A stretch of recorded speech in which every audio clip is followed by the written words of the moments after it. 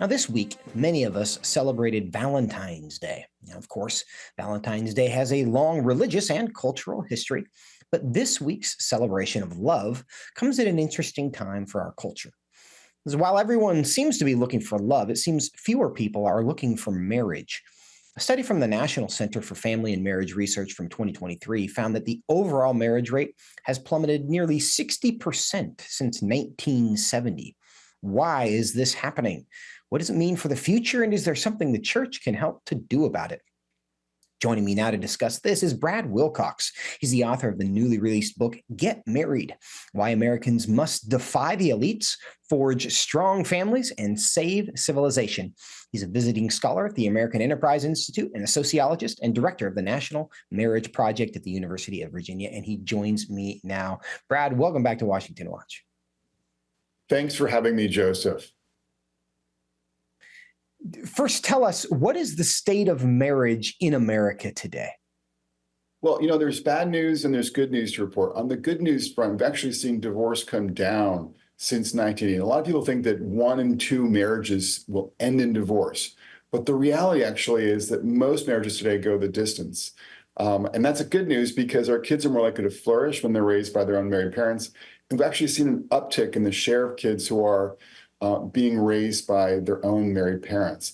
The bad news, though, Joseph, and it's kind of the flip side, is that because fewer and fewer Americans are getting married and having kids, more and more adults are what I call kind of bare branches. It's kind of a term from China that refers to adults without kin, without a spouse, and without children. There's kind of a closing of the American heart that we're seeing unfold that's marked by less dating, less marriage, and less childbearing as well. That's the bad news in America when it comes to marriage and family. What do you attribute that to? So I think there are a bunch of factors that are playing out here. One is that in the new economy, a lot of men who are not college educated are not thriving. And so they're not as marriageable. That's, I think, one issue. A second issue is that we're seeing, obviously, a more secular country.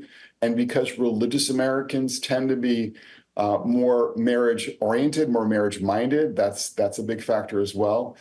We also have what's called, in my view, kind of like the Midas mindset playing out, where too many Americans are assuming that kind of the key to a good life is, education, it's money, it's work above all things, and that marriage and family are not as important. We've seen this in a lot of Pew polls, for instance. So this kind of Midas mindset, I think, can lead people to kind of de-emphasize, not pursue, discount the importance of finding a spouse, of getting married, staying married, and having kids. So these are some of the factors that are driving marriage rates in America down to close to record lows. An interesting part of the title of your book is that Americans must defy the elites. Explain that a little bit, why you think defying the elites when it comes to marriage is part of the solution. Yeah, some of my critics, take issue with that part of the subtitle and say, well, the elites actually are tending to get married and stay married in higher numbers than most Americans. And actually, this is a point that I make both in the book myself and then also in the Atlantic this past week. So my point is not that our elites are not actually living oftentimes pretty marriage-minded lives. It's that they're not using their bully pulpits to kind of preach, if you will, the value of marriage, and to use their positions to kind of advance the value of marriage, whether it's in the public schools, maybe as a school superintendent, or whether it's as a journalist, maybe writing for the New York Times, whether it's as a C-suite executive, kind of planning out your marketing campaign, or a Hollywood mogul kind of presiding over a network, streaming network in this case, like Netflix. And I talk about Reed Hastings and Netflix in the book as kind of one example of a guy who kind of talks left oftentimes and whose network kind of often promotes more of a progressive view on family issues. Even in one case, the Marriage Story movie, a kind of a negative view about marriage, and yet in his own personal life has managed to forge a strong and stable marriage for him and his wife and their 2 kids for more than 30 years. So, I think the challenge is to recognize that a lot of the cultural messaging we're getting from elites, like polyamory, for instance, isn't very helpful for ordinary couples, for fostering strong and stable marriages. And we've got to resist a lot of the kind of more me first messaging we get oftentimes from a more elite culture. Yeah. Yeah, and I want to understand that a little bit more because the elite nature of marriage is becoming clear that the wealthier you are, the more likely you are to be married. But you refer to the Netflix example there of somebody who's communicating messages, kind of this laissez-faire sexual ethic, but he lives in a very different way. Is that conscious? That people are like, oh, I'm going to, do what I know is good for me, but I'm going to fool everybody else. Why is that contradiction appearing? Yeah, it's a great question. I think it's more about oftentimes kind of conforming to certain social, mores in your, set, your professional set, your social networks, and taking cues from the leading cultural kind of influences in our culture. So it's, just take polyamory, for instance. Right now, polyamory still doesn't have like a majority level of support, but it's certainly got a big kind of boost recently with puff pieces in the New York Times and New York Magazine. And there's a new television show that's kind of rolling out on Peacock that's called, I think, From Couple to Throuple or something like that. So kind of there clearly is an agenda there. But I think for many folks, it's just kind of like you're just kind of conforming to what you kind of are reading in the New York Times or hearing about from some media outlet or what you're coming across now on social media, and you just kind of think this is the newest thing and I should just accept it and embrace it. But if you're smart and prudential as a person, as many elites are, you're going to realize that the best thing for you and your spouse and your kids is to get married, stay married, and live reasonably family-centered lives. Now, we were discussing kind of the current state of marriage in the country and the fact that, marriage rates are down. Marriage has become something of a privileged kind of elite institution. But I want you to tell us a bit more now about what happens. What's the impact of declining marriage rates, both today and into the future, should those rates persist? Yeah, so I think about this in terms of Jefferson's phrase, and I'm here in Charlottesville, so this is appropriate. In terms of life, liberty, and the pursuit of happiness. When it comes to life, for instance, we're seeing obviously falling fertility in part because there are fewer unions being formed. We're also seeing, though, on the other end, more and more deaths of despair. And there's a new study from Gallup showing that one of the biggest predictors of deaths of despair is less marriage across this country. When it comes to liberty, I think we're seeing for poor kids who are being raised in communities with many single-parent families, they're much less likely to realize the American dream. So that's certainly, I think, one of the factors that we see when it comes to liberty. So not having strong families impedes the American dream. And then that final phrase, the pursuit of happiness from Jefferson's Declaration. More and more Americans are having difficulty realizing that pursuit. And the number one factor there is declines in marriage, based upon a new study from the University of Chicago. So the point here simply is that sort of the falling fortunes of marriage really poses a fundamental threat to the fabric of our American civilization. Yeah. Do you see the declining marriage rates as a conscious choice that people are making, or is it simply a byproduct of cultural shifts that have caused, people of marrying age to just make different decisions because of a different value set? So I think it's both. I think in some, minority of cases, people are kind of deliberately deciding to forego or postpone, marriage. But I think in many cases, people are just kind of focusing more on other things. As I said before, things like education, work, money, or in some cases having a good time, or kind of just struggling to sort of forge good relationships, find, a good partner. That's certainly kind of a reoccurring theme that I hear from a lot of younger women, both in college circles that I spoke to, as well as in more working class circles in my interviews for the book. Although I think the problem is more pronounced in working class communities.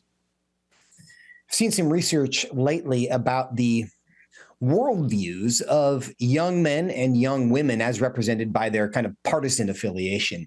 And there's indications, both in America and around the globe, that young men are increasingly becoming very conservative and young women are increasingly becoming very progressive or liberal. Do you think that's a meaningful factor in this trend? I do, Joseph. I think it's a hugely important factor. It's going to grow. And I think this is about, how the internet is kind of putting people into their different ideological corners and, fostering a lot of progressive views among women and certain kinds of conservative views among young men. Now, again, most young adults are kind of in the middle, they're moderate, but just sort of the dynamics are pushing more men to the right and more women to the left. And on the right side, the concern that I have there is that they're gravitating in some cases to figures who are not marriage-minded, not family-friendly. People obviously like Andrew Tate, who thinks that it's basically a stupid idea for men to invest in marriage today. So that's where this dynamic can be troubling. So what's the value set that young people, and you specifically refer to young men there, who might be following kind of personalities online who are discouraging them from making that commitment in marriage? What is it's the value system or the thinking pattern that needs to change in order for people to think differently about marriage and therefore just behave differently? So I talk in the book about kind of critics from the left kind of targeting women, and then these online right figures targeting men. And they're in their own ways, they're kind of both saying marriage is kind of a bad deal for one case women, the other case men. And all that my book is saying by contrast is that there's no group of Americans, both male and female, who have more meaningful lives, less lonely lives, more prosperous lives, and more happy lives than married Americans. And we see in particular is that married moms and married dads are doing especially well. Difficult it is, to be a parent. It is the case that on average, people find a lot of meaning and joy from being spouses and being parents. And we just need to do a better job of communicating, this set of findings to the public and help them to understand how they can forge strong marriages and families. And my book is designed in part to give people some practical advice on that front too.